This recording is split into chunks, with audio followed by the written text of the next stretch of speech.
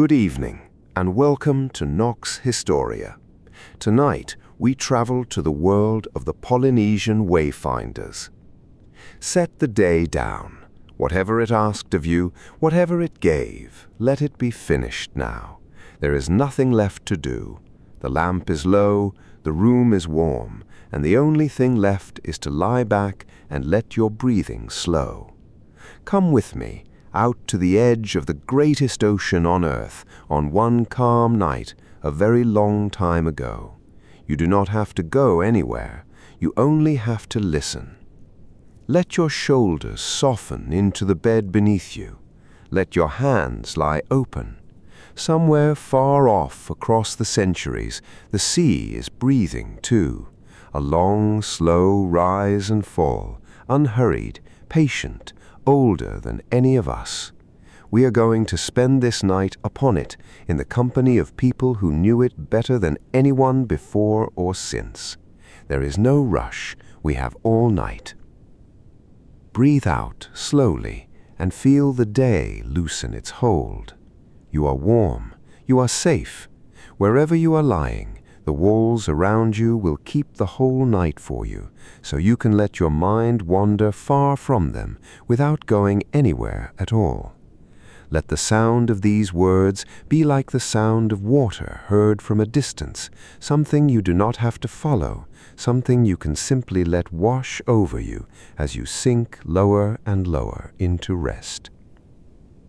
Let me tell you when we are going.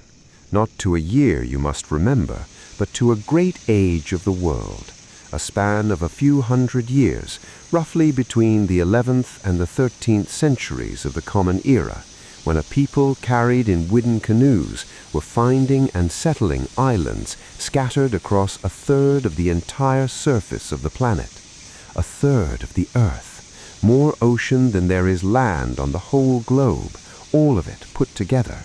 And they crossed it, and found the specks of green within it, and made homes there. Here is the thing almost no one is ever taught.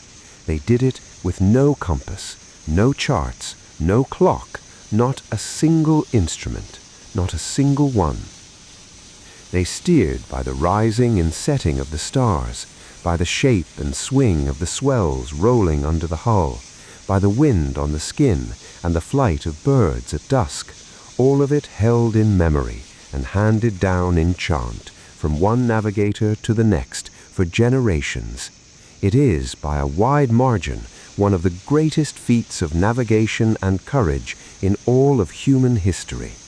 And here is the quiet correction I want to plant gently so it can grow while you drift off. They did not find these islands by accident. They were not castaways blown off course, not helpless drifters carried wherever the wind willed. They went looking, on purpose, with a skill so complete it looks to us almost like magic. There is even a cleverness in how they searched that gives the whole thing away. Often they sailed out toward the sunrise, eastward, straight into the wind that blows steadily across that ocean from the east.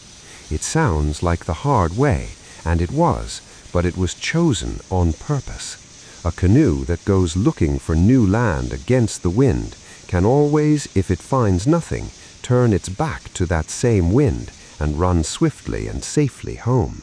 That is not the act of people lost. That is a search with a way back built into it, careful and deliberate. And it is one of the clearest signs we have that these voyages were planned. You do not need to hold on to that. Just let it settle in with the rest. You do not need to remember any of this, not the dates, not the names, not a single fact.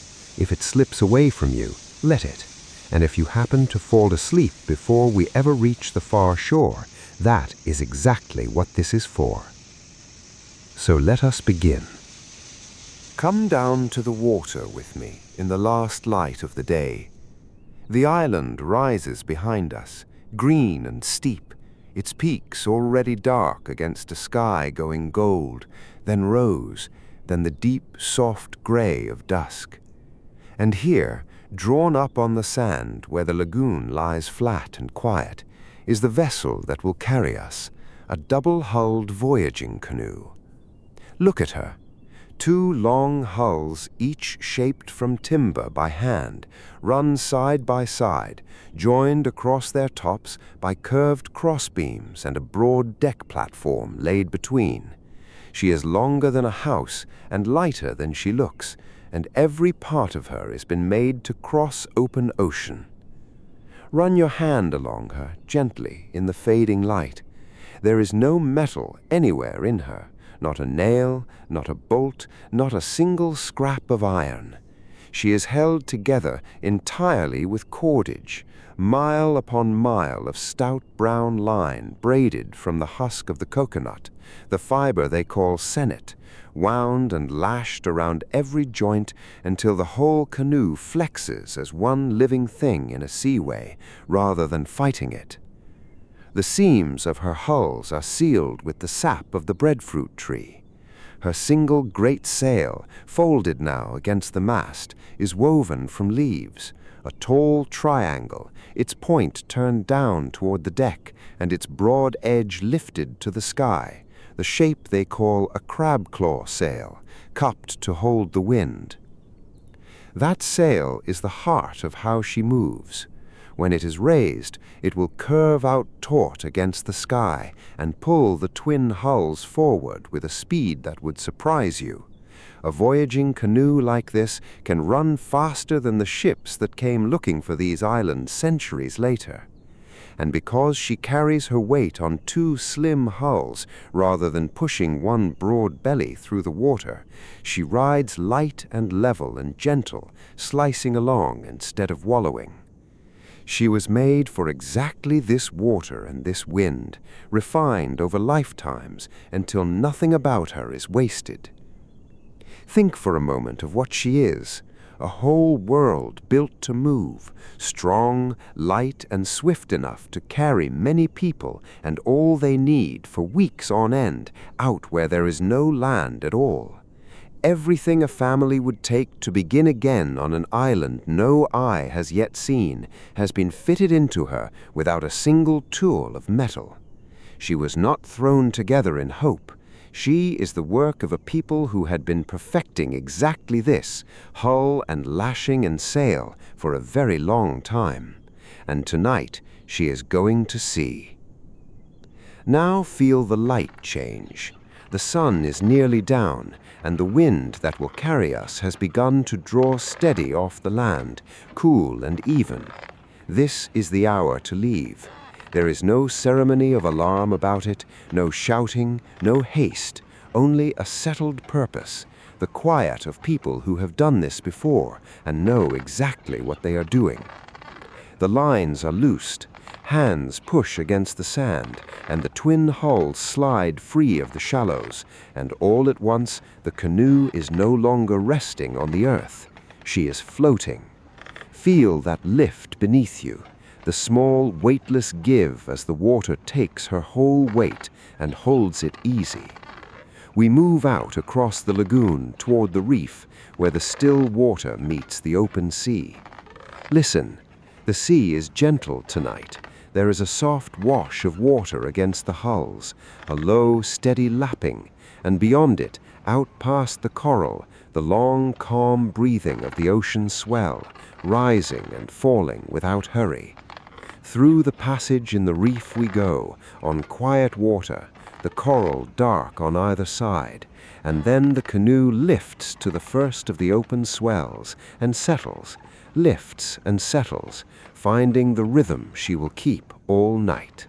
There is no bracing moment of leaving, no line to cross where the safe world ends. The lagoon simply becomes the open sea, so gradually you could hardly say when. The water deepens beneath the hulls from pale green to a dark, unfathomed blue. The swells grow longer and slower and more certain of themselves, and the canoe, which had been a thing resting on a shore, becomes a thing that belongs to the ocean, at ease in its long motion, going up and over each rise as though she had been doing it forever. Turn, if you like, and look back once. The island is falling behind us now, its green going to shadow, its shape sinking slowly toward the sea. A last few points of firelight glimmer on the darkening shore. Then the land lowers itself into the water the way the sun did, and there is only the wide, dim sea and the wind and the first faint stars beginning to open overhead. We are away. Let us go among those who sail with us, for we are not alone out here. There are a good many aboard, enough to work the canoe in watches through the night, and enough to begin a life at the other end. They move about the deck with the ease of people at home, low voices passing back and forth, someone tending a line, someone settling a child, someone simply sitting quiet and watching the last of the light go. There is no fear in any of them. The mood is calm, almost tender, the feeling of a household that happens to be crossing an ocean. And this canoe carries more than people. She is, in a real sense, a floating seed of a new home. Stowed carefully along the hulls, wrapped and cool and kept from the salt, are the makings of an island yet to come. There are shoots of taro, the plant whose root they pound into poi. There are cuttings of banana and sugarcane, slips of the sweet potato, seed of the paper mulberry whose bark becomes cloth, sprouting coconuts, breadfruit, tea, and yam. These are the canoe plants, gathered on purpose, the living green cargo that will feed and clothe a settlement not yet founded. And there are animals aboard, quiet in the dusk, a pig or two, a dog, hens in a woven basket, all brought deliberately to stock a new shore. A voyaging canoe is not an escape from anywhere. It is a whole way of life, folded small and sent out across the water to be unpacked wherever land is found. For the crossing itself, there is food and water enough for many days, poi wrapped and packed, fish dried and salted, breadfruit set by to ferment, and coconuts stacked for their sweet water. Everything is measured, stowed, accounted for. There is no scramble here, no want, only a well-found canoe carrying its small world calmly out into the dark, exactly as it was built and provisioned to do. And through the night the work of the canoe will pass gently from hand to hand. The crew keeps watches, as sailors always have, some awake and tending her, while others lie down in the shelter of the hulls and sleep, and then, after a while, they trade, without fuss, in the easy rhythm of people who trust one another and trust the vessel beneath them. No one is doing anything hard tonight. The wind is fair, the sea is kind. There is only the long, patient business of crossing, shared out so lightly that most of those aboard can simply rest. Now the last color drains from the west, and true night comes down over the open sea. Feel how the world narrows to the size of the canoe and the dome of stars above her. The wind is steady and mild. The swells roll under the hulls in their long, slow ranks, lifting the twin bows, letting them down, lifting them again, and the soft wash of water along the sides is the only near sound in all that darkness. Above, the whole sky has filled with stars, more than you have ever seen from any lit place on land, a great wheeling field of them from horizon to horizon, so bright they seem close enough to touch. Let your eyes travel up into that field of stars for a moment, the way the crews do. There is no glow of any town anywhere on earth to dim them out here, only the pure dark and the countless soft lights laid across it, some steady, some faintly trembling, the whole band of them arching over the mast from one edge of the sea to the other. They turn very slowly all night long, wheeling around a fixed point in the sky, as though the whole dome were one great slow wheel, and the canoe its quiet center. To you and me, it is simply beautiful. To the navigator, it is also a map, a clock, and a compass all at once, written in light, and he has known how to read it since he was a child. And now, watch the one person aboard whose night is only beginning. The navigator takes his place. He settles himself where he can see the horizon all around and feel the canoe through the whole of his body, where the swells pass under him, where the wind lies on his cheek, where the stars stand over the rim of the sea.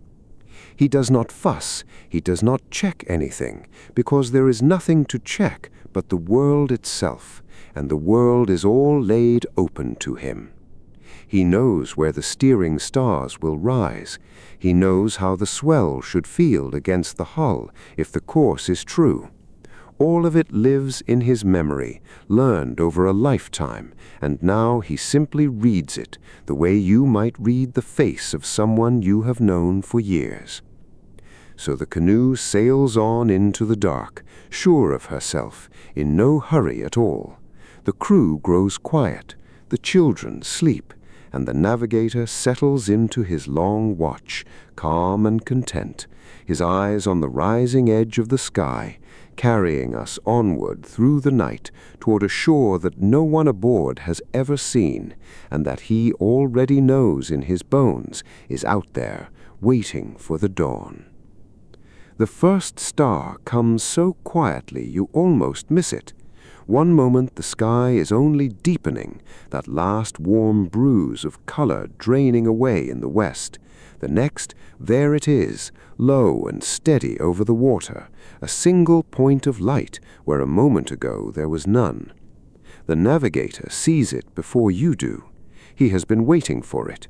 He does not point, does not speak. He only shifts his weight a little on the deck and lets his eyes rest on that low star, as if greeting an old friend by the door. Then another, and another. They do not arrive all at once, the way they seem to when you look up for a long while and find the whole sky already lit. Watched closely, patiently, they come one at a time, each one lifting free of the horizon in its own place. And that is the secret the navigator is teaching himself again tonight, the same lesson he has known since he was a boy. It is not the star overhead that matters most. It is the star at the edge, the one just clearing the sea, or the one just about to sink into it. Because the horizon, to him, is not an empty circle. It is a house of houses. All the way round, that great ring where sky meets water is divided in his mind into named places, and every one of them belongs to a star. Here, in the east, is the house where a certain star rises. Opposite, in the west, the house where that same star will set many hours from now. Around the whole rim, 32 of these houses, some say, each with its own name, its own star, its own bearing. He learned them as a child learns the rooms of the home he was born in. He does not need to count them. He simply knows, the way you know which way your own front door faces. So when that first low star clears the water, he is not merely seeing a star, he is reading a doorway. It tells him east, and from east everything. The canoe's bow, the set of the sail, the direction of the island still hidden far ahead, all of it hangs from that one point of light standing in its known house on the rim of the sea. Feel how simple it is, and how deep. No dial, no needle, only the sky doing what it has always done, and a mind that has memorized every door it can come through. Now watch what he does with that low rising star, because this is the heart of it. He fixes the bow a little to one side of it and holds his course there, letting the star sit just so beyond the reaching sail. For a while this is easy. The star climbs slowly, keeping near enough to its house that its bearing stays true, and he steers to it as steadily as you might walk toward a lamp left burning in a window down the street. But a star does not stay by its door. It rises. It climbs the sky, and as it climbs it begins to swing, its bearing sliding off to one side, until it hangs too high overhead to steer by at all. A star near the horizon is a signpost. A star overhead is only a light. The navigator has always known this, and so he has never trusted any single star to carry him through the whole night. He trusts the house. For behind that first rising star, in the very same house on the rim, another star is already waiting to come up. When the first has climbed too high to be useful, he simply lets his eye fall back down to the horizon, to the same doorway, and there is the next one, freshly risen, holding the same bearing the first one held an hour ago. He shifts to it without a word, and when that one climbs away, another follows it up through the same gate, and another after that. A whole chain of stars, rising one behind the other along a single line, each handing the course to the next, like watchmen passing a lantern down a wall. A star path, the navigators call it. He is not following a star, he is following a road made of stars, and he has the whole road by heart, in order, from dusk until the sky pales.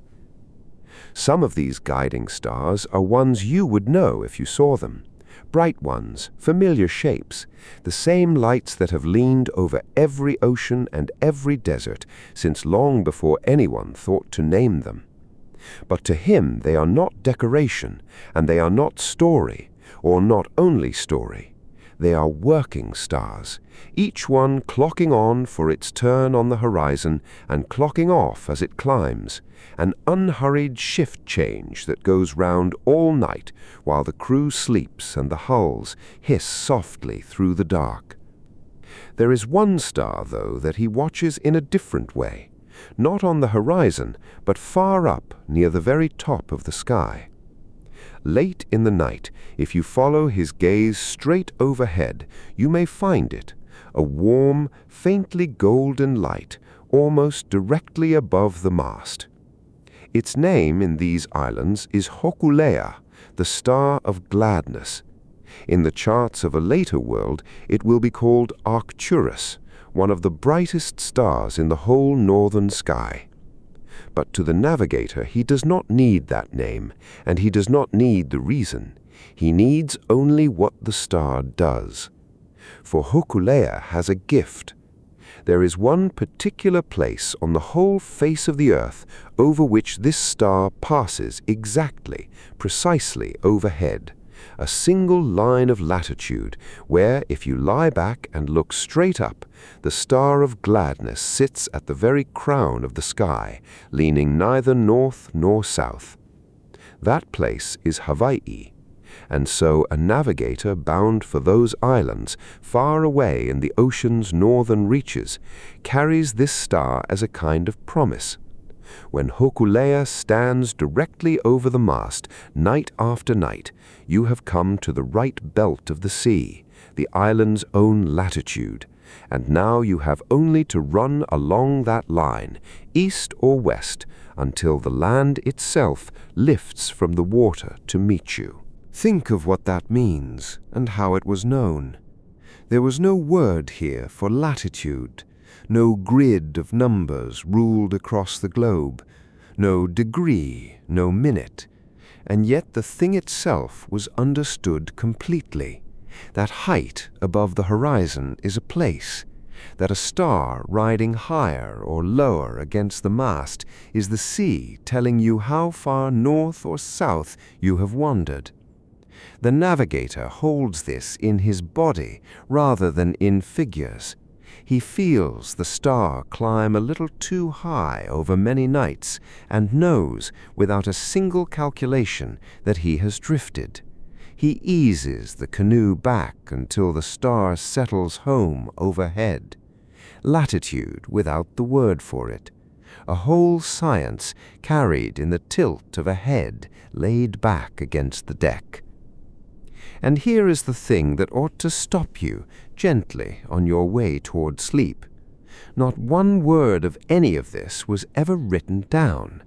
There were no charts aboard. There was no book of stars, no almanac, no line of figures to check against. Everything the navigator knows, every house on the horizon, every star path in its order, the rising and setting places of 200 stars and more, the swells, the winds, the birds, the shapes of the clouds over 100 islands he may never see, all of it lives in one place only. It lives in his memory. And memory, cared for like this, is a far vaster and more faithful thing than we who write everything down have any reason to believe. He was schooled for it in childhood, the way a chosen child is set apart for a great work. In some islands, the training began almost before he could walk, sitting at the feet of an old navigator who was perhaps his grandfather, or his uncle, or the last man on the island who still held the whole sky. The lessons came as chant, long, rhythmic, sung sequences of stars and directions and sailing courses, learned the way you might learn a song so deeply that you could no longer forget it if you tried. Pebbles laid out in a ring on a mat became the star compass. A circle of shells or of woven fronds stood for the horizon and its houses, and the child moved among them, naming, reciting, until the ring of the sea lived behind his eyes as surely as it lay around the canoe. Year upon year of it, a library with no books, kept whole by being spoken and spoken and spoken again. We know all this, and this is worth holding on to as you drift to sleep, not only from the navigators still living today, but from a moment long ago when two worlds met on the deck of a ship. In the year 1769, a man named Tupaya came aboard an English vessel, the Endeavour, at the island of Raiatea near Tahiti. Tupaya was a navigator and a priest, one of the learned Arioi, a keeper of exactly this kind of knowledge. And the Europeans, for all their instruments, soon found themselves in the presence of a mind that could do something their charts could not. From memory alone, Tupaya helped set down a chart of the islands of his ocean, and not a handful of them. Around 70 islands, scattered across some 4,000 kilometers of open Pacific, named and placed by a man who had sailed among them or been taught them by those who had. Islands the English had never seen and would not reach for years. He carried the map of a third of an ocean in his head and simply drew it out for them as easily as you might sketch the streets around your home. And there was more, and stranger. As the Endeavour sailed on for months after month, wandering thousands of miles through unfamiliar seas, Tupaya could still, at almost any moment, point his hand toward the direction of Tahiti, his home, now far over the horizon and long out of sight. However the ship had turned and tacked and doubled back, some steady reckoning ran on quietly inside him, keeping the island fixed in its true place behind the world's curve. The Europeans wrote it down because they could scarcely believe it. It is one of the clearest windows we have into what these navigators could do, set down in plain ink by astonished men who had no reason to invent it. Now, feel the wind again on the back of your neck, the same soft, steady wind that has leaned into the sail all evening, and let us end this part of the night with the wind. because the wind holds the last and cleverest secret of all. Overhead, the crab-claw sail stands full and quiet, its long curved edge dark against the stars, and the canoe leans and slides and lifts beneath you, unhurried, sure. That sail can do something people once believed these voyagers could not do at all. It can sail toward the wind. For a long time, others told a smaller story about how the islands were found. They imagined it as accident, canoes blown off course, castaways carried helplessly wherever the wind and current chose, stumbling by luck onto land. But a sail like this one and a hull like these two can be angled so that the wind drives the canoe not merely downwind but across the wind, and even tacking patiently from side to side up into it. And that changes everything, because it means the great voyages were not gambles thrown to the breeze, they were chosen. The cleverness is quiet and complete. To search for new land, a navigator would often set out sailing into the wind, eastward against the steady trades, knowing that as long as he pressed upwind, an empty ocean was never a trap. If he found nothing, he had only to turn the bow and let the same reliable wind carry him swiftly, safely home the way he had come. He explored, in other words, along a rope he could always pull himself back on. That is not the reasoning of a castaway. That is the reasoning of an explorer who means to come home and tell what he found, and then to come back and do it again. Tonight, the wind is fair and the course is set, and the sail holds its patient curve above you, and the wind does the patient work of carrying the canoe on toward home. Let your attention fall now away from the rigging, down past the deck, down to the quiet place where the hulls meet the sea. The navigator has lain down. He does not sit up to steer, and he does not watch the water with his eyes. He lies along the center of the platform, on his back, quite still, and he lets the ocean come to him through the wood. This is the oldest instrument aboard, and it is only his own body. Feel what he feels. Beneath the small, busy ripples the breeze raises and lets fall, there is something slower and far larger moving through the water.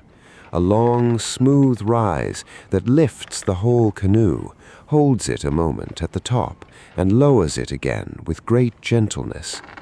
Then, after a slow while, another, and another after that. These are the swells, low ridges of water born days ago and hundreds of miles away, under weather you will never see, rolling on across the open Pacific long after the wind that made them has gone. He reads them through his spine, the lift under his shoulders, the slight tilt from one hull to the other, the particular way the stern settles as each swell passes on beneath him. Every swell runs in a direction, and every direction he knows by name. Mau Piai Lug, one of the last masters of this art, could lie in the hull and tell the swells apart by feel alone, the way you might pick out separate voices in a room with your eyes closed. From the outside, it looks like a man resting. It is, in truth, the most careful work on the canoe. Lie there with him a while. There is no rush in any of this. The little wind chop taps and chatters along the planking, a light, restless surface sound, and if you listened only to that, you might think the sea was fretful. But let it fade to the edge of your attention, the way you let a clock tick itself into silence, and the great slow swell comes forward in its place, unhurried, deliberate, rocking the canoe the way a hand rocks a cradle. Down and up, and a long pause at the crest, and down again. Your own breathing begins, without you asking it to keep that same slow time.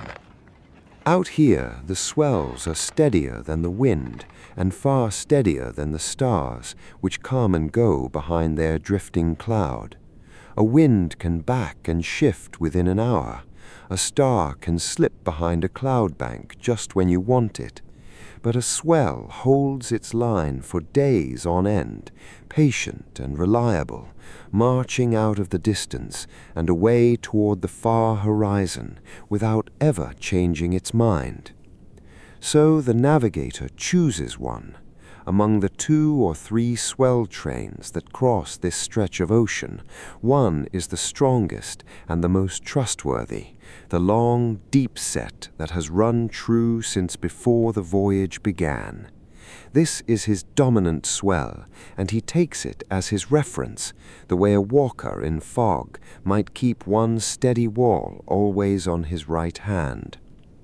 He holds the canoe at a known angle to it, not driving straight into the swell, nor running flat along it, but crossing it at the same slant, hour after hour, so that the lift comes always under the same shoulder, and the roll follows always the same soft rhythm.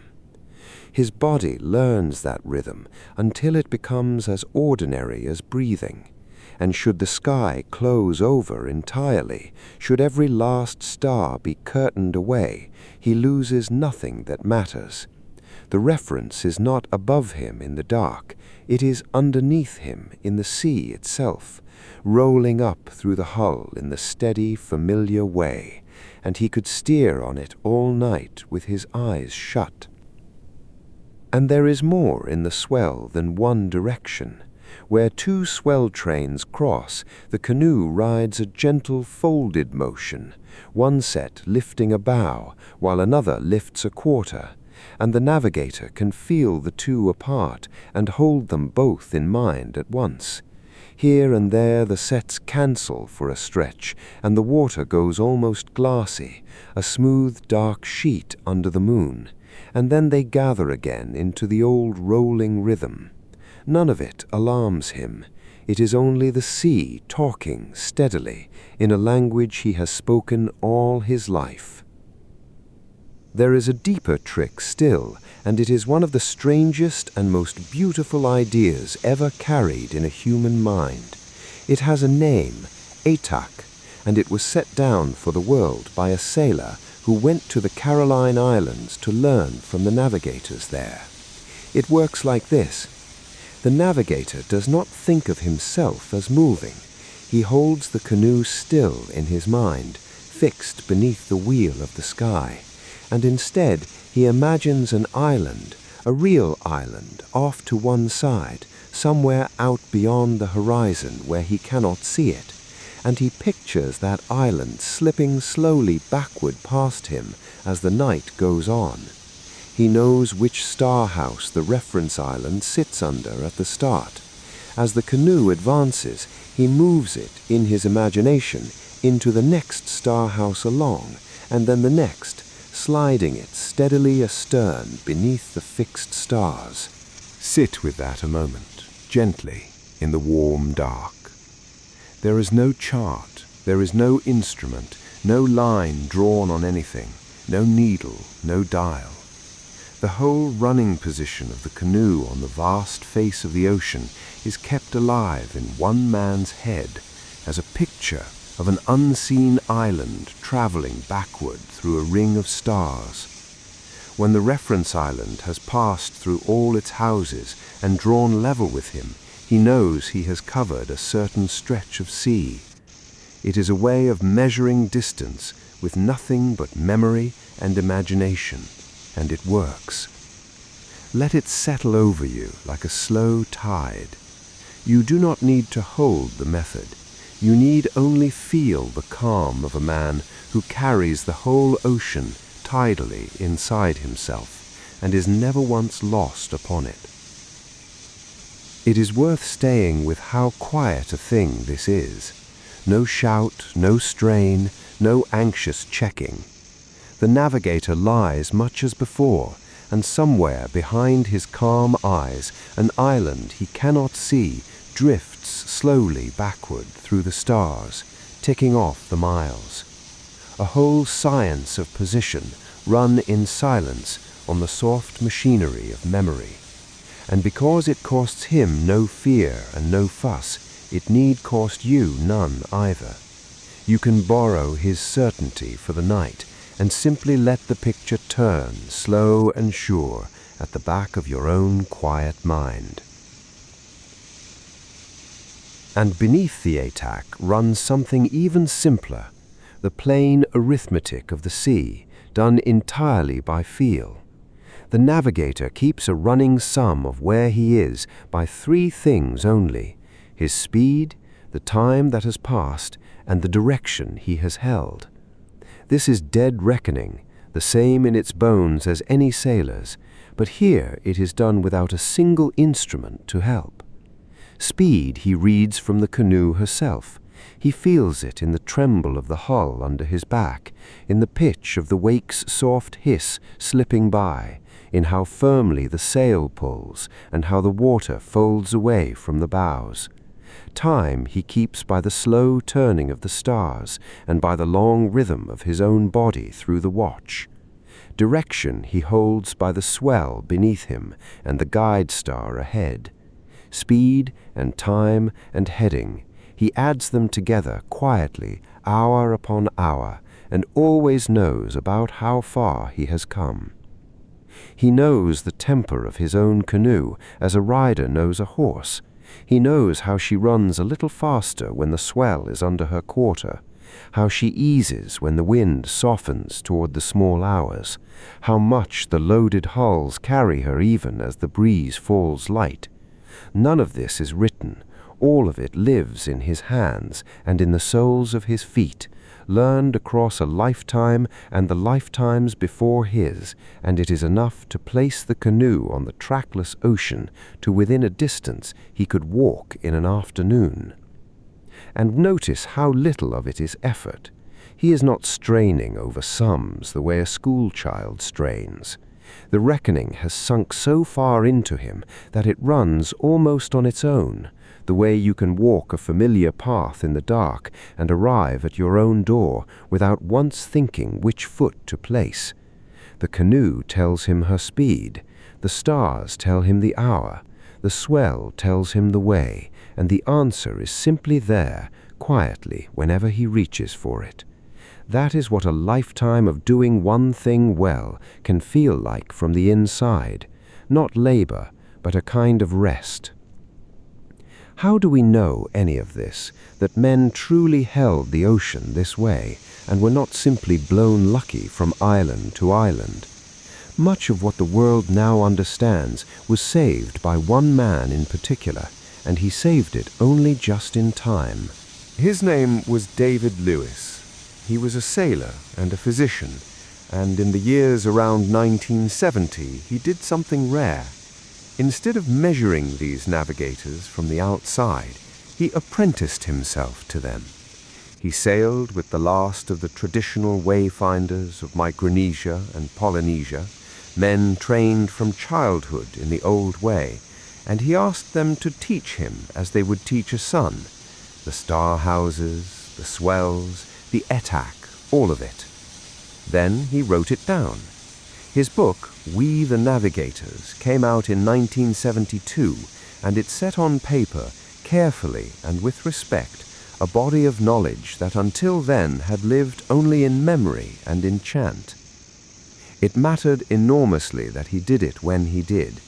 These were among the last living masters of an art thousands of years old, and in another generation, much of it might simply have gone quiet, the way a language goes quiet when its last fluent speakers are gone, not destroyed exactly, only unremembered. What Lewis recorded became a bridge. Because of it, a younger generation could learn again what their ancestors had known, and could prove, out on the real ocean, that the old voyagers were no accident at all. Picture the patience of it.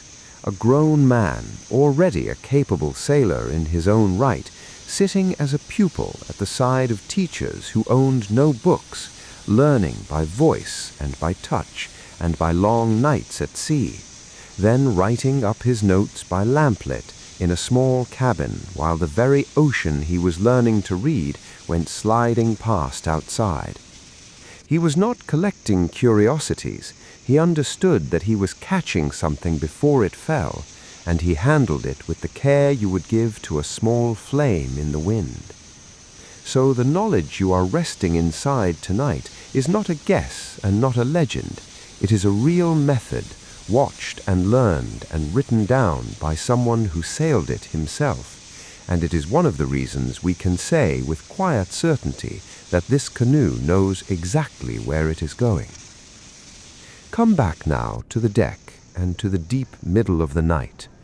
The canoe moves on with that long, easy rise and fall, and all around her the ocean is enormous and calm and dark, stretching away farther than any land you have ever stood upon, a third of the whole earth, mostly water, mostly night. Most of the crew are asleep. They lie close together on the platform under woven mats and the warmth of one another, rocked by the same swell that steers the canoe, their breathing slow and even, trusting entirely the man on watch and the sea beneath them. Now and then someone stirs, murmurs, settles again. There is nothing to fear and nothing to do, and their bodies know it, and they have let go.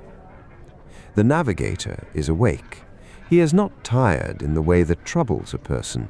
He is simply present, lying in his place with his hand resting on the deck, feeling the swells come up through the wood one after another, checking them without effort against the stars when the stars are there, and against his own long memory when they are not. He is content. This is the work of his whole life, and he loves it, and there is nowhere on earth he would rather be than out here in the dark with his people safe and sleeping behind him. Listen to how little sound there is. The soft wash of water sliding along the hulls, so quiet it is almost a thought rather than a noise. The faint working of the cordage as the deck lifts and eases, the slow breathing of the crew, the wide hush of the open sky. That is nearly all of it. An ocean of air and stars, with one small warm raft of sleeping people carried gently through the middle of it, and a single calm mind keeping the whole of it on its course. And you may rest just as they rest. There is nothing you need to hold. The course is kept. The night is fair, and the sea is gentle, and the canoe carries you on, mile after quiet mile, towards a morning that has not come yet. The moon has climbed higher now, and it lays a long road of light across the water, straight out from the canoe to the edge of the world. It is a soft road, broken and remade with every swell, silver where the sea lifts, and dark in the troughs between. You watch it without meaning to. There is nothing else to look at that asks so little of you and gives so much. Feel how the canoe moves under this light. It is not a hurried thing. The two hulls rise together on the back of a long swell, hang for a moment at the top, and settle down the far side, and the whole deck tilts and rights itself with a patience that has nothing to prove. Weeks of this have worn the motion smooth. The lashings breathe against the crossbeams, a small creak and ease, the sound a house makes, settling in the cold. The sail is a dark shape above you, filled and steady, and the wake unrolls behind in a pale seam that the moon picks out and keeps. There is a rhythm here your body already knows, though you have only just met it. Lift and glide and settle. Lift and glide and settle. It is the oldest cradle there is. The navigator lies along the deck with his eyes half open, reading the same swells you are only feeling, and he is entirely at ease, because a night like this one is exactly what the old chants promised would come between the harder days. The moon walks its road across the water. The canoe walks its road across the moon. Neither is in any hurry to arrive. Notice how much of the world has gone quiet. The birds that wheeled around the mast at dusk have long since settled somewhere behind you toward the land. The daytime glare is gone. What is left is stripped down and simple. The moon, the pale sail, the dark water, and the small sounds of a wooden vessel doing patiently what it was built to do. A drop runs off a hull and taps the sea. The steering paddle sighs as it swings. Somewhere forward, a sleeper turns over on a mat. There is more silence than sound out here, and the silence has a texture to it, wide and soft, the way a great empty room feels warm when a fire is lit at one end of it. Look over the side now, down into the black water sliding past the hull. At first, there is only the dark. Then the bow dips into a swell, and where it cuts the sea, the water lights up. A cold green fire runs along the waterline and streams back down the length of the hull, and the wake behind you is suddenly a glowing ribbon laid across the night, brighter than the moon's road and alive. This is the sea itself giving light. In the warm surface water drift countless tiny living things, so small you would never see one, and when the hull disturbs them, they answer with a flicker of their own cold light. Sailors have watched this for as long as there have been sailors, and it never stops being a marvel. Trail your hand in the water, and it would come up dripping with faint green sparks. A fish turning below leaves a comet's trail. The paddles, if anyone dipped one now, would each pull a glowing swirl behind it and let it go. The crew who are awake watch it the way people have always watched a fire, saying nothing. 2 long lines of green burn back from the 2 hulls and braid together astern, and then fade, and are always being made new at the bow. Above you the stars, below you the stars' reflection, only closer and moving and warm. For a while it is hard to say where the sky ends and the sea begins, and there is no need to decide. The living ocean has simply lit its own lamp for the passing of the canoe, and you lie in the middle of it, held between 2 fields of soft light, and let your eyes go slow. There is a kind of company in it too. All night the sea has seemed empty, a great dark plain with only the canoe upon it. And now here is proof that it was never empty at all, that the water is thick with life, too small to notice, going about its own business in the dark, lighting up only when something passes to say, in its own quiet way, that you are not alone out here. The old voyagers knew this glow well, and had names for it, and thought nothing strange in a sea that answered the touch of a hull. Watch it a while longer. It costs nothing and asks nothing, and it will keep on unrolling behind you, a soft green ribbon stitched to the stern, for as long as the canoe keeps moving and the warm water keeps its lamps lit. It is worth remembering, on a night as calm as this, how young this crossing really is.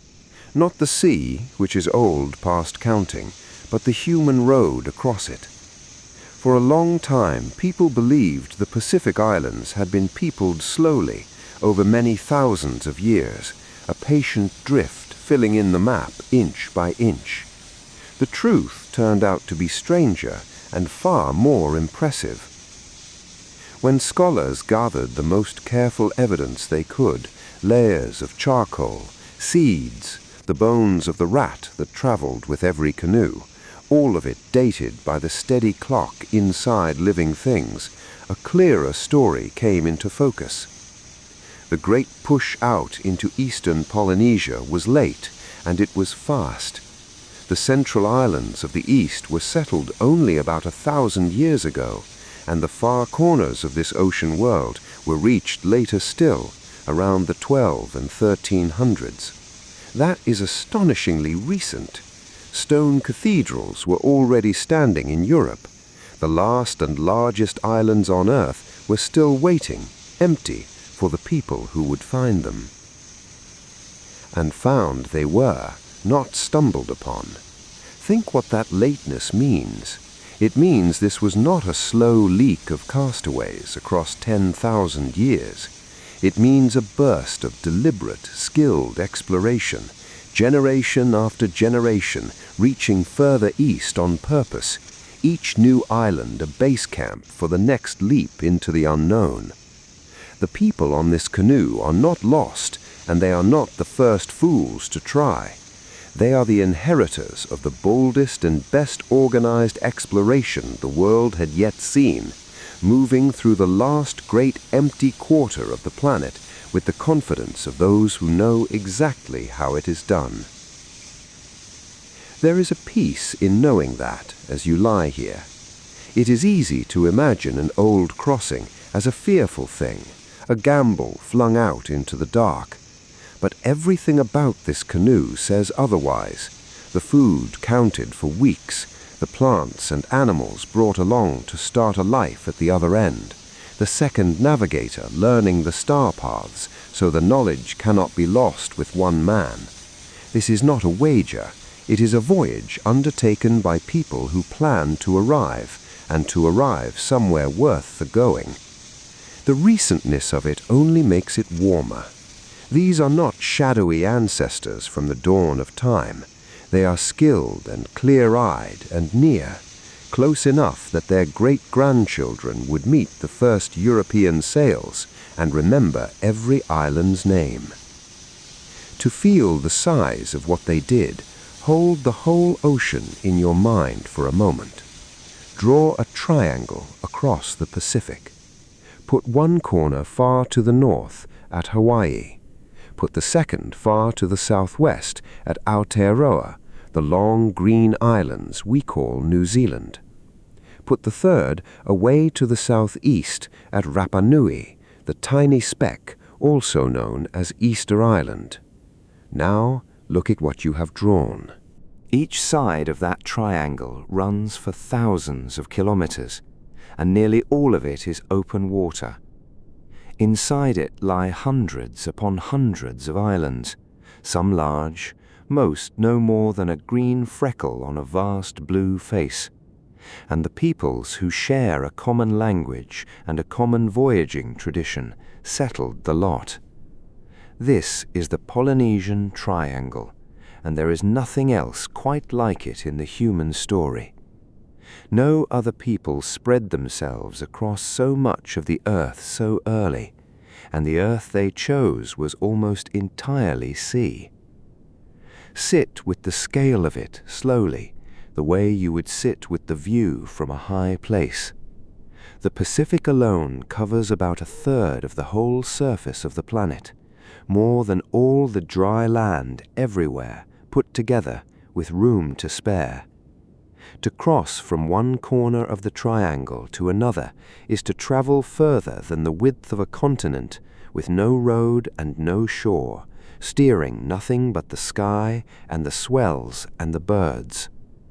The corners are so far apart that for centuries they lost sight of one another entirely, and yet the same crab-claw sails, the same canoe plants, the same names for the stars turn up at all three. One people, one seafaring craft, spread over the largest feature on Earth. When you next hear the ocean called trackless, remember that to these navigators it was nothing of the kind. And here is the quiet proof that they went even further than the triangle's own corners. Somewhere on this canoe, packed carefully against the long crossing, there may be sweet potato. a modest, dusty little root, easy to store, easy to grow, the kind of thing you would never look at twice. Yet that humble plant carries one of the most astonishing facts in all of this history. The sweet potato does not come from Asia or from any Pacific island. It is a plant of South America, born on the far side of this ocean, thousands of kilometers to the east. And still, long before any European ship crossed the Atlantic, it was growing on islands scattered all across Polynesia, a staple food in gardens that lay a whole ocean away from its homeland. Plants do not swim. Someone carried it. To have it here in the hands of these gardeners, someone in a canoe very like this one had to reach the coast of the Americas, take the plant aboard, and, this is the part that stops the breath, find their way home again across all that open water to plant it. The word gives them away as surely as the root. Across Polynesia, the plant is called kumara, or names close to it, and along the coast of South America there were words for the same plant that sound like echoes of it. A shared plant and a shared name laid down centuries before Columbus was born. It is not a boast anyone wrote in a book. It is just there in the soil and in the language, waiting all this time to be understood. Handle the thought gently, the way you would handle the root itself. These people did not merely settle an ocean. They crossed it, clean to the far shore, and came back with the harvest. Let that settle over you slowly, the way the moon settles over the water. A canoe not so different from this one, a crew not so different from these sleeping figures around you, pointed their bows toward a coast no one they knew had ever seen, and reached it, and turned around and came home. And then they planted the little root in island soil, and it grew, and their children ate it, and thought nothing of the miracle folded into an ordinary supper. That is how the greatest things often travel, quietly, in the everyday, wrapped in a leaf and stowed against the crossing. You will likely never taste a food with a longer story than the one being passed along this deck tonight. Enough wonder for one watch. The body wants plainer comforts now, and the canoe provides them. Someone passes food along the deck in the moonlight, quietly so as not to wake the sleepers. There is poi, taro pounded to a smooth paste and left to grow faintly tart, cool and filling, and easy to eat in the dark. There is fish, caught days ago and dried hard in the sun and salt air, to be torn into strips and chewed slowly. And there is a coconut, opened with care, its water sweet and clean, passed hand to hand, so that everyone has a mouthful and none of it is wasted. Nothing on this canoe is wasted, and nothing so much as the water.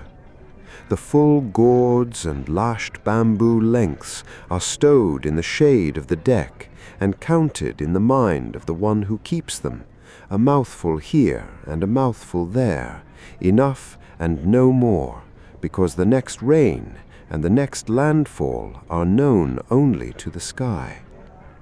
There is no anxiety in this care, only hadit, the deep, unhurried thrift of people who have made long crossings before and expect to make them again. You eat a little, you drink a little. It is plain, and it is exactly right, and out here, under this moon, it is a feast. Now the watch changes, the way it has changed every few hours since you left the reef behind.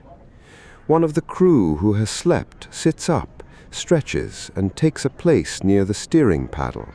Another lies down in the still warm hollow the first has left, pulls a mat across against the night air, and is asleep almost before settling. A word or two passes between them, low, about the heading in the swell, and then quiet again. The knowledge of where the canoe is going does not sleep. It simply moves from one waking mind to the next, unbroken, all night long. Lie back. The meal is warm in you.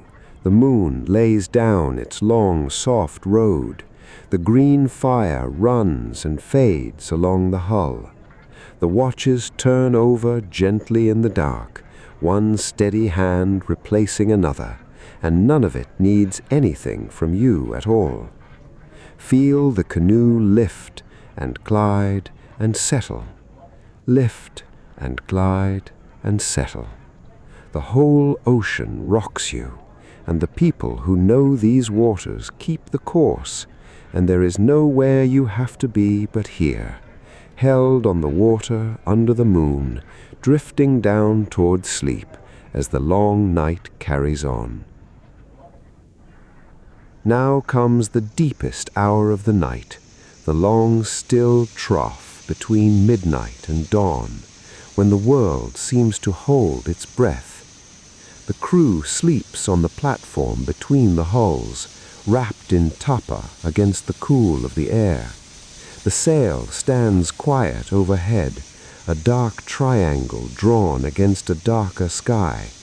And somewhere in the last stretch of the night, without any fuss at all, a thin veil of cloud slides across the stars. One by one, the guide stars go out. First the low ones near the horizon, then the bright steering star the navigator has been holding all this while, dimming, softening, gone. A lesser sailor might feel the first cold touch of unease here, reaching for a sky that has quietly closed its door. But the navigator does not so much as lift his head. He has been waiting for this. He knew the cloud would come, the way you know rain by the smell of the air, and he has already made his quiet arrangements. Feel what he does now. He lies back along the hull, his shoulders and the small of his back pressed to the wood, and he lets the ocean speak to him through his own body. The stars were only ever one voice among several. Beneath the canoe, running steady and deep, is the great swell that has rolled up out of the south for days, born of some far weather he will never see. It lifts the hulls in a slow, patient rhythm, rise and settle and rise, and as long as that swell keeps coming at the same angle across the deck, under the same shoulder, he has his heading. The sky can go dark for an hour. It does not matter.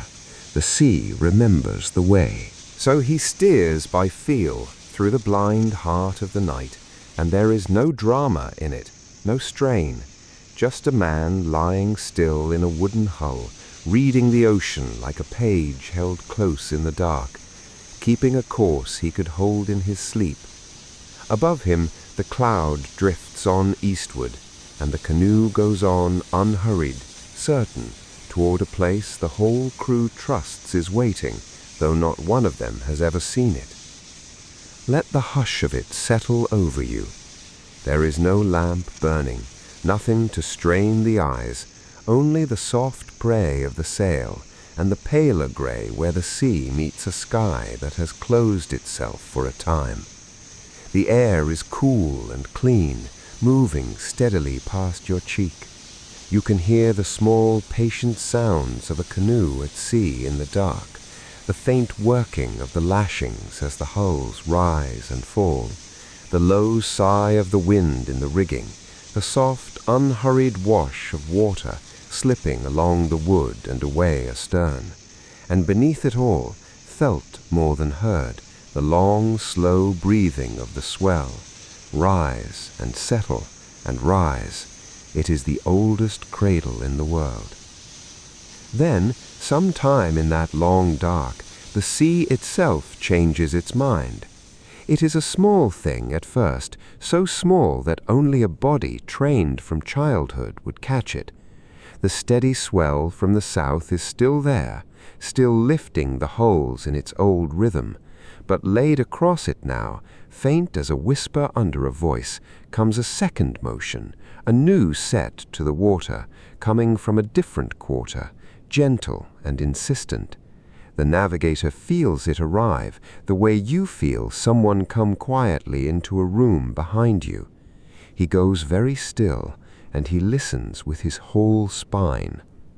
This is the sea reaching out to him. Far off, well beyond the black rim of the world, an island is standing in the path of the ocean's swells. It is far too distant to see, too distant even to guess at by any ordinary sign. But an island is a solid thing set in moving water, and the long swells do not simply break upon it and stop. They wrap, they bend around its flanks the way a slow river bends around a stone, and they bounce gently back from its shores, and all of this sends a faint altered ripple traveling out across tens of miles of open sea, a signature, a fingerprint of land written on the surface of the water itself. A navigator who knows his ocean can feel that fingerprint through the hull. He can tell the reflected swell from the true one, can sense the slight confusion where two patterns cross, and from the direction it comes from, he can point in the pitch dark at a coast no eye has seen.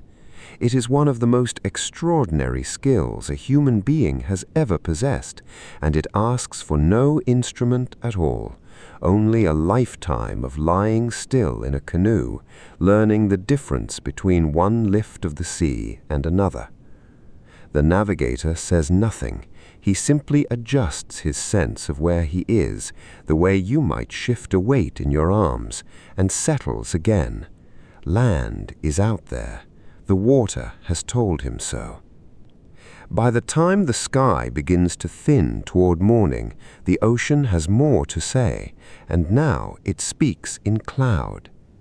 Look up with him at the last of the darkness, where the stars are fading, and the first gray is not yet come. Most of the clouds up there are drifting, sliding along on the high wind, changing shape as they go, the way clouds always do.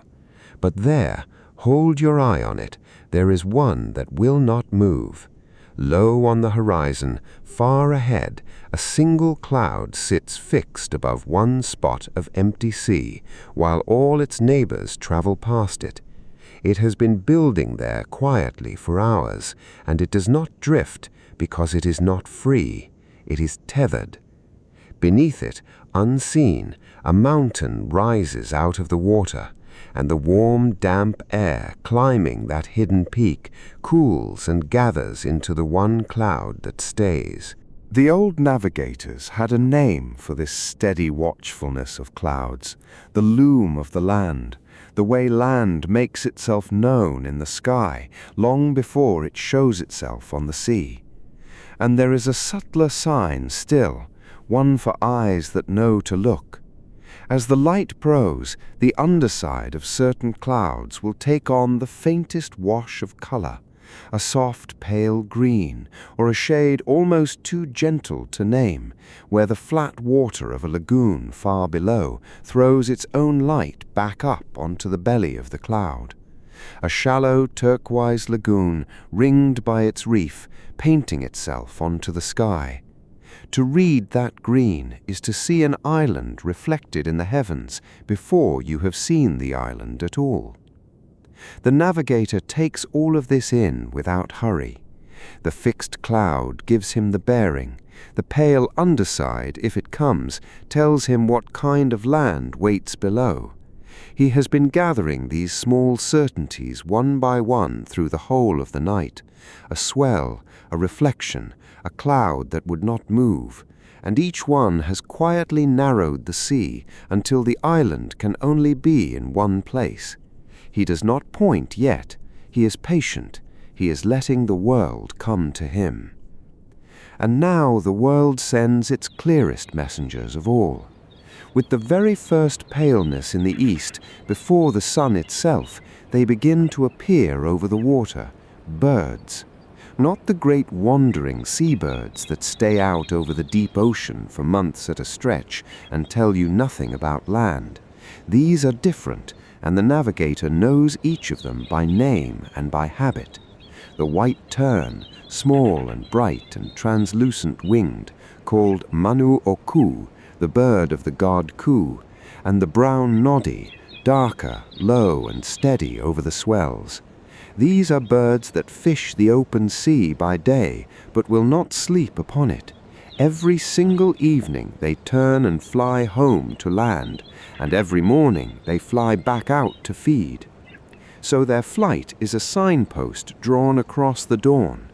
In the last light of yesterday, had you been watching, you would have seen them streaming in all one direction, low and purposeful toward their roosts, and that heading, held against the fading sky, points straight at land, sometimes from 20 or 30 miles out. And now, at first light, here they come again the other way, out from the island to their fishing grounds, passing over the canoe in twos and threes, with the unhurried certainty of creatures going about an ancient errand. The navigator watches the line of their coming. Back the way they have come, along the reverse of their flight, lies the roosting island. He has only to follow them home. There is a deep and quiet comfort in this, that the sea should be so full of guides for those who learn its language, the stars, the swells, the standing cloud, and now these small pale birds threading the dawn. Nothing here is hurried, nothing here is afraid. A bird crosses the bow, wheels once, and is gone toward the brightening water, and the canoe follows the memory of its wings. Think for a moment of all the nights of watching that lie behind a knowledge like this, the generations of navigators who noticed and remembered and told their children which birds sleep on land and which do not, who learned that the tern will not stray more than so far from its island, and so makes a surer sign than the wanderers of the deep ocean. None of it was written down. It was carried in the mind and passed on in chant, one patient teacher to one patient pupil, across hundreds of years and thousands of miles of ocean, until it became as natural as breathing. To follow a bird home at dawn is to lean on the memory of everyone who ever followed one before you. This is not a story only of the deep past. Feel how close it is. For a long while the world believed all of this was lost, that the old wayfinding had died with the last navigators, that no one alive could still cross an open ocean by star and swell and bird alone. Then, in 1976, a newly built double-hulled canoe named Hokulea, the Star of Gladness, set out from Hawaii to sail the 4,000 kilometers to Tahiti with no instruments aboard at all. There was one man in all the Pacific still willing and able to guide her the old way, a master navigator named Mau Piailug, from the tiny island of Satawal, who had been trained in this art from childhood, as his fathers had been before him. Mau lay in the hull as navigators had always lain, and he read the swells through his body, and he brought the canoe across that immense reach of empty ocean and landed her at Tahiti, where thousands came down to the shore to meet her. It proved something the world had half forgotten, that the old voyages had been no accident, that skill like this was real, and that it could be done again. And Mau did more than make the crossing. He taught.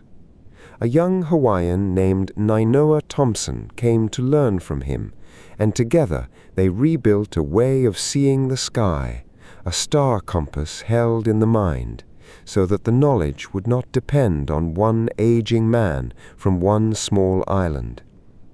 From that single voyage, the whole art came back to life.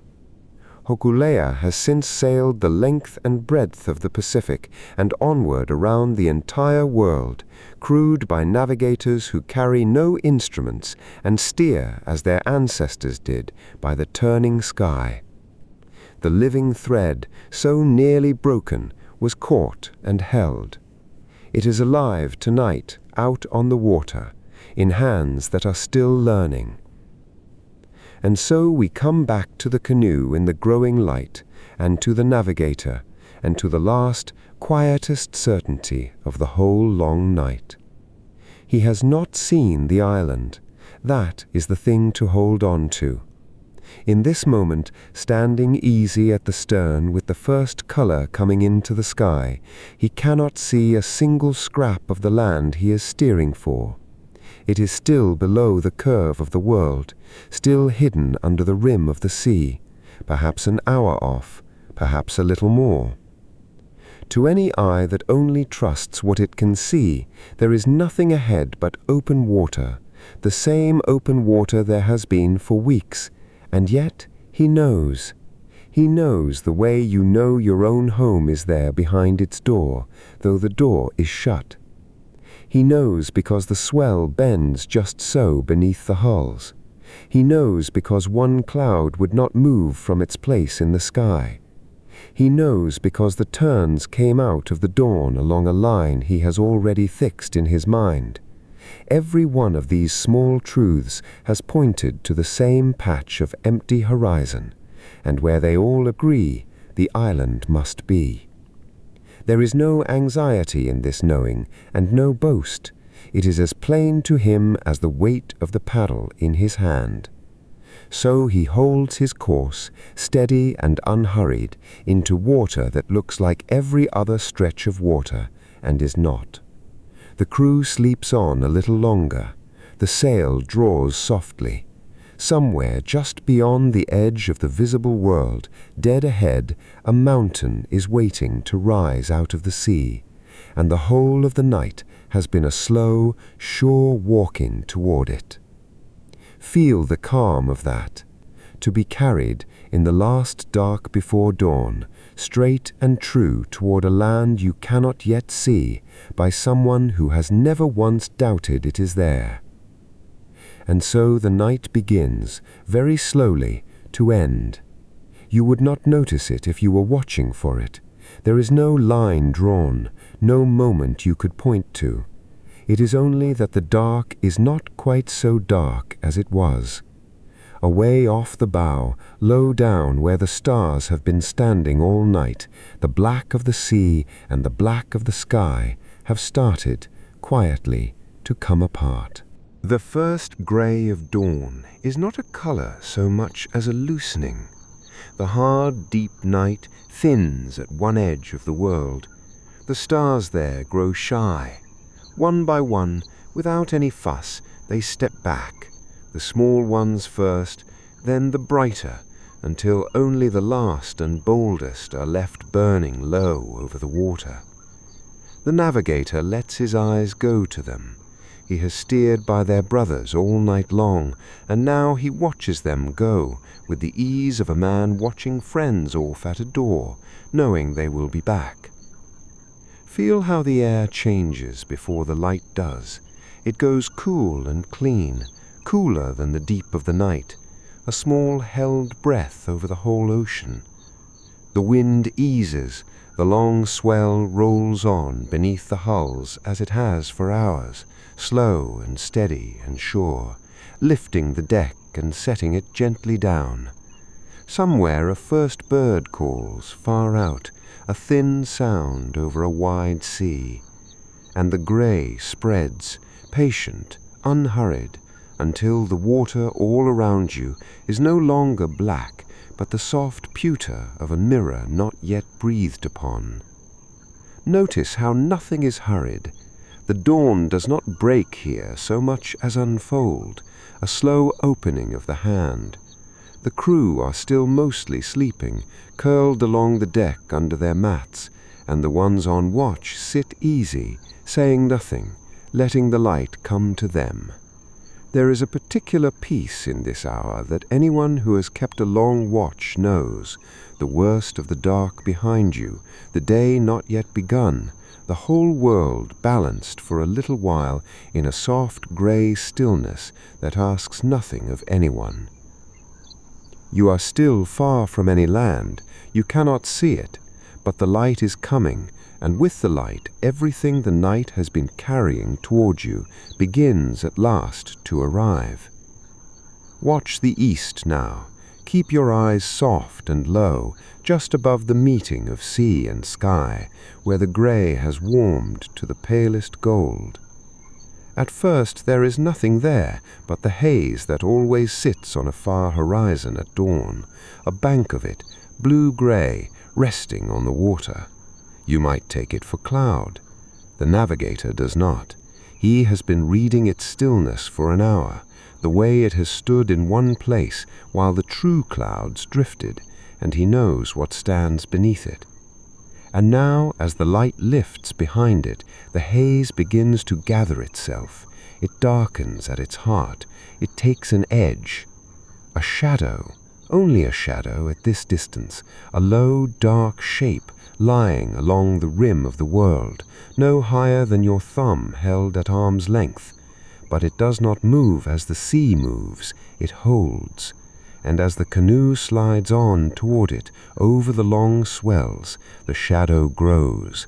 It climbs out of the water by slow degrees, until it is a shape with a shoulder to it, and then a slope, and then unmistakably a mountain, the high green heart of an island, catching the very first sun on its peak, while its feet are still in the blue shade of the morning.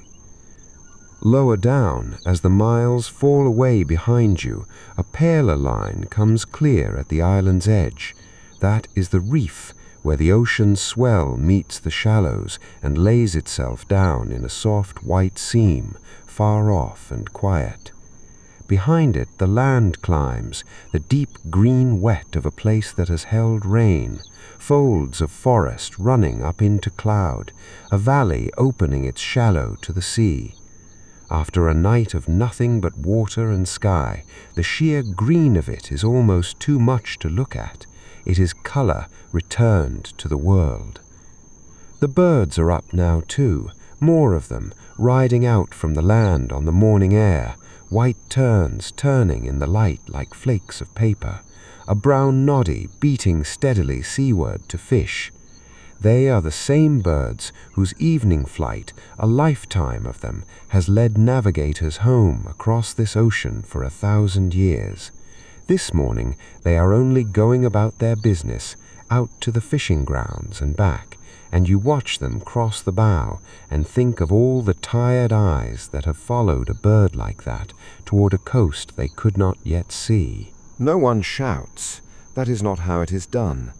The navigator simply lifts his chin toward it, and the crew, awaking along the deck, turn to look, and there is a long, easy quiet among them, the quiet of people who set out toward an emptiness and have been handed, on time and dead ahead, a whole new country. Let yourself sit with what you are seeing, because it is one of the oldest and largest things a human being has ever done, and it is happening in front of you as gently as sunrise. Think back over the night that brought you here. No compass turned on this deck, no chart was unrolled, no needle swung to north, no instrument of any kind was aboard. The island ahead was found by a man lying in the hull in the dark, feeling the ocean roll through the length of his own body, by the rising and setting of stars in their named houses along the horizon, by the flight of a single bird at dusk, by a cloud that stood still when the others moved. It was found the way this ocean was always crossed, inside a human head, out of memory and patience and a kind of listening most of the world has forgotten how to do. And it was not luck. Hold on to that, because it is the thing most people never learn. For a long time, the story told about these voyages was that the islands were stumbled upon, canoes blown off course, castaways washed by chance onto a beach, a scatter of accidents across an empty sea. But the sea does not settle a third of the earth by accident. These were journeys made on purpose and made again, out and back, until every green speck in the greatest ocean on the planet had been found and named and lived upon. The people who did it carried the whole sky in their heads and read the water like a page, and knew, before they ever cast off, how they would come home again if they found nothing at all. That island rising off the bow is the proof of it, not a happy accident, an arrival, the end of a line drawn by hand across the largest open space on earth by people who needed no instrument because they had made themselves the instrument. Rest a moment in the wonder of that. There is no rush. The island is not going anywhere, and neither now are you. And here is the part that ought to let you sleep easiest of all. None of this is lost. For a while, it very nearly was. The old navigators grew few, the long voyages stopped, and the knowledge, never written, only held in living memory and passed from teacher to child, thinned almost to nothing, until only a handful of masters in the far islands still carried it whole. It might have gone out quietly, the way a star goes out at dawn, and taken the whole star compass with it. But it did not go. In our own time, the canoes came back. A double-hulled voyaging canoe named Hokulea, after Arcturus, the star of gladness, the star that passes overhead at the latitude of Hawaii, was built and launched, and in 1976 she sailed the old road from Hawaii to Tahiti, some 4,000 kilometers of open ocean with no instruments aboard.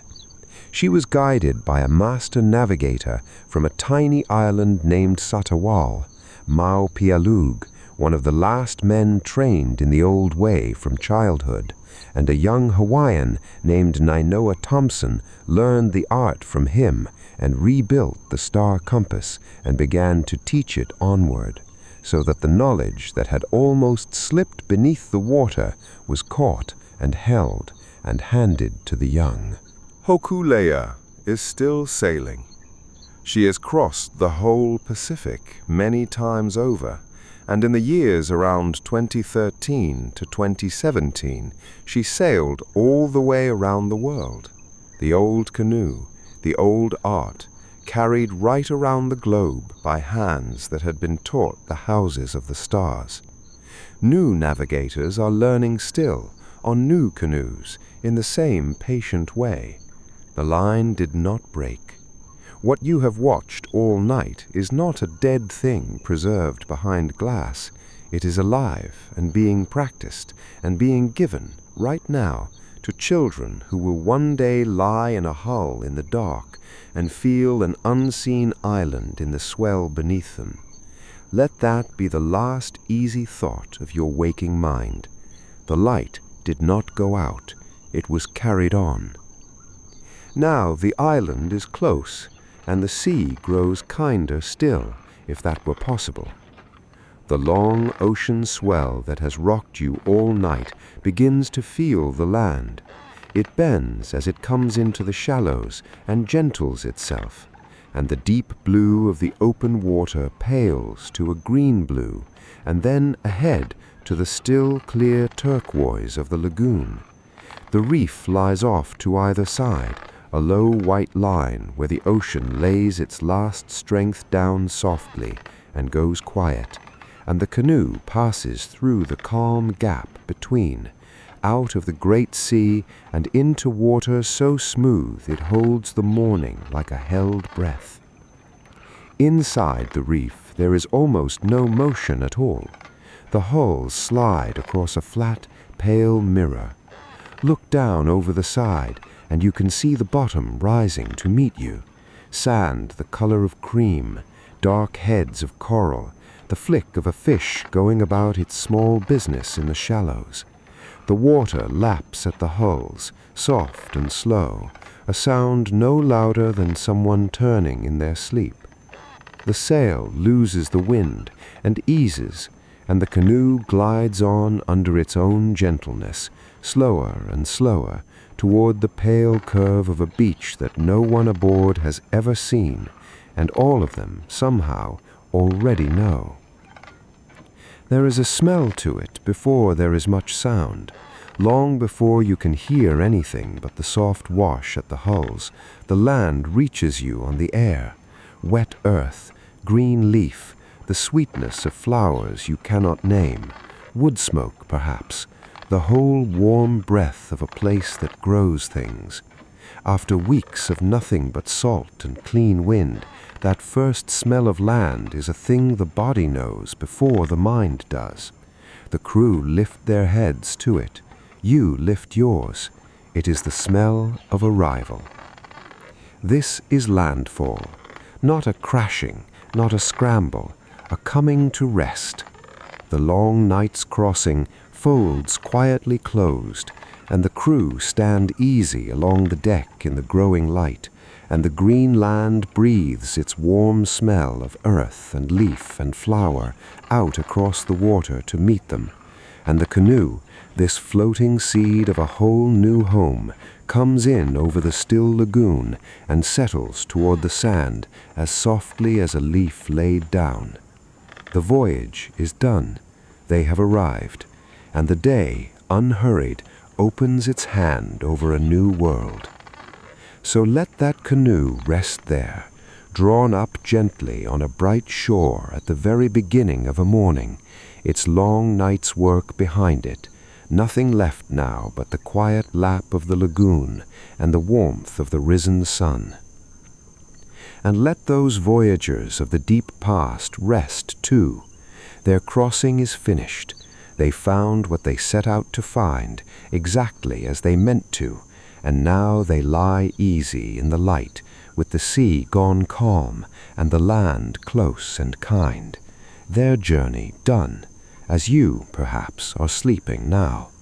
There is nothing left for them to steer by, and nothing left for them to reach. They are home. You have traveled a long way tonight, across the largest ocean on the earth, by the stars and the swells and the birds, and you have arrived. There is nothing more for you to do, and nowhere else you need to be. So let go of the last of it, whatever you are still holding. Set it down on the calm water, and let it drift quietly away toward the reef and out to the wide, gentle sea. Sleep well, and when you are ready to travel again, Nox Historia will be waiting. Good night.